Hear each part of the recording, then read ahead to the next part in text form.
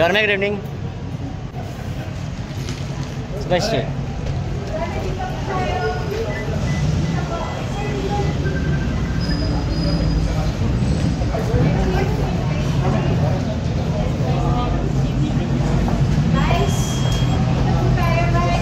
Ay, best.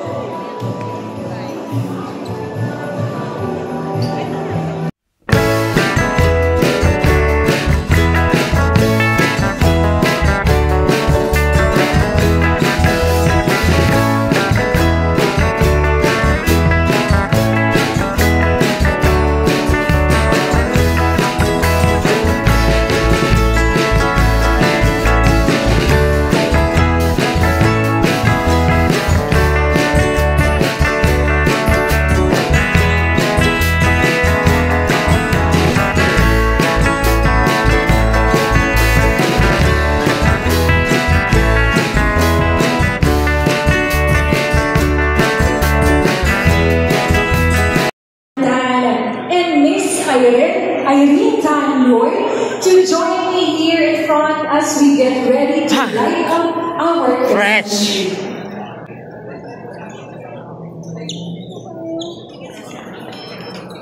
And everyone, may invite you to all please stand.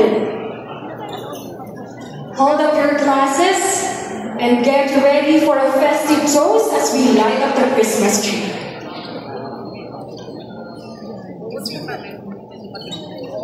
And before we should begin with our Christmas tree lighting, we'll be distributing drinks to our guests.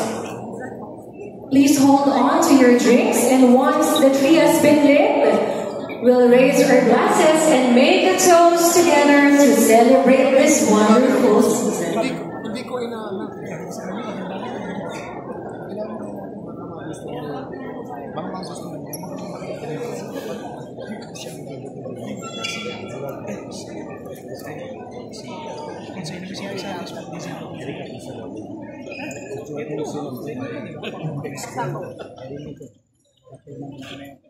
Countdown together!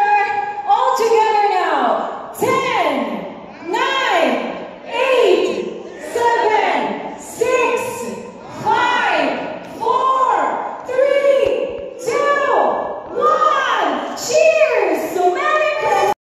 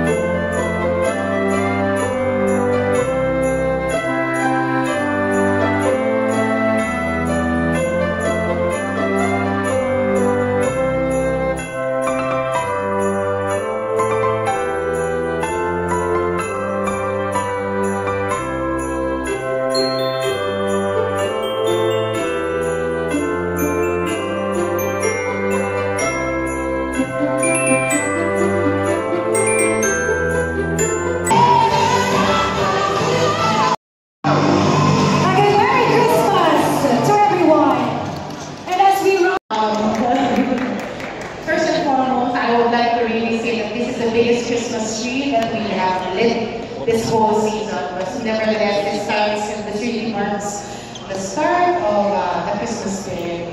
And I'm just here to say Merry Christmas, advance Merry Christmas, and you're grateful for all the help and the support that you have given us throughout the campaign. Thank you very much. Yorme Isko Moreno.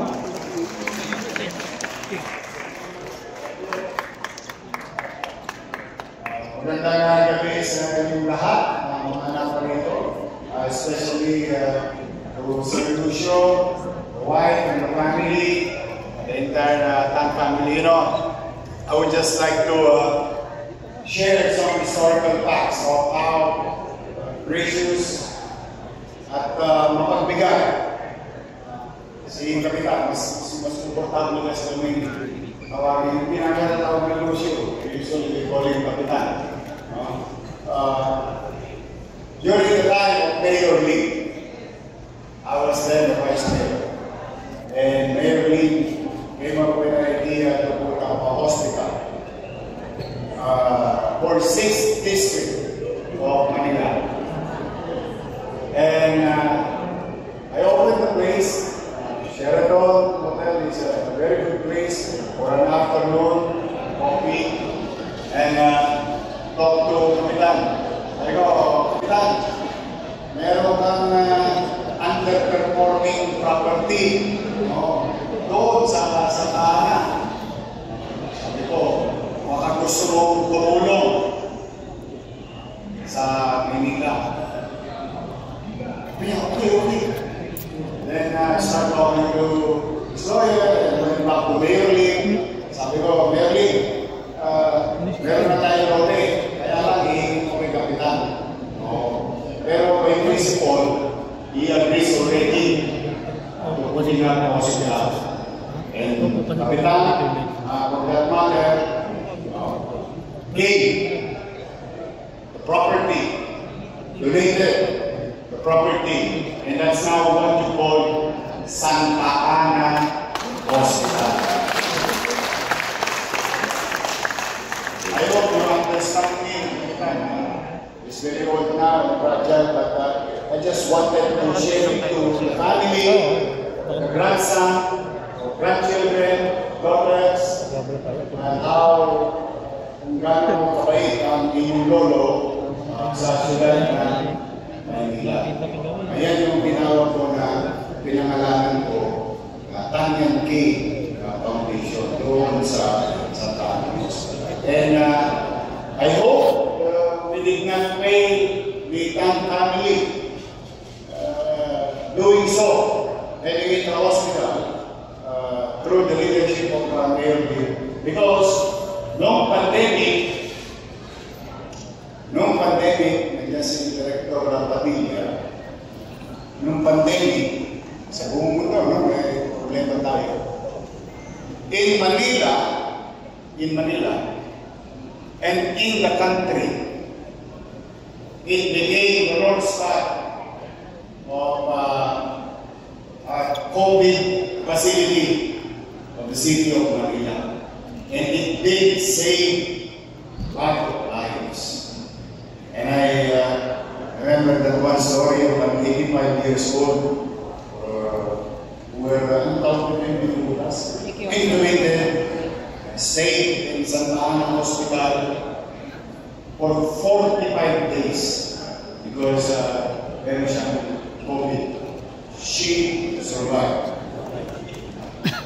And we owe it to our doctors and nurses and of course sa kapatihan loob ng Lord.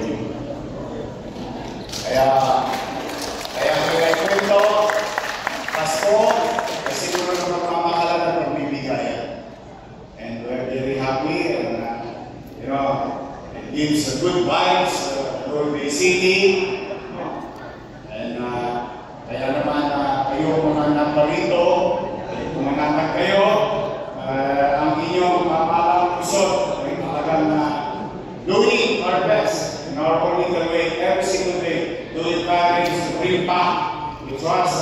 businesses in the city, which on this year side, in the last 4 months of this new administration, 6,000 plus new businesses were registered in the city of Manila. And I'm very happy and excited for Sheraton family. Why? As you can see, ang tagal mga tingay mo nasa tapat ninyo. And I try to talk to the proponent. Rest assured that you are the city government accountable. O pansinin ninyo, in the last 3 months, tumaas na. And I believe in the next 2 years, there will be more commerce and opportunity in this corner. And that will bring more food traffic and opportunity for our Sheraton Hotel in Manila. So muli, the Tan family, thank you for not leaving the city of Manila. Maraming umalis nung nawala ako, pero huwag kayo magkalala. Kayong mga nanatili, magpubuti kami. Kung gusto nyo bumalik, huwag kayo magkalala. Meron na kayong gobyerno sa lungsod ng Manila.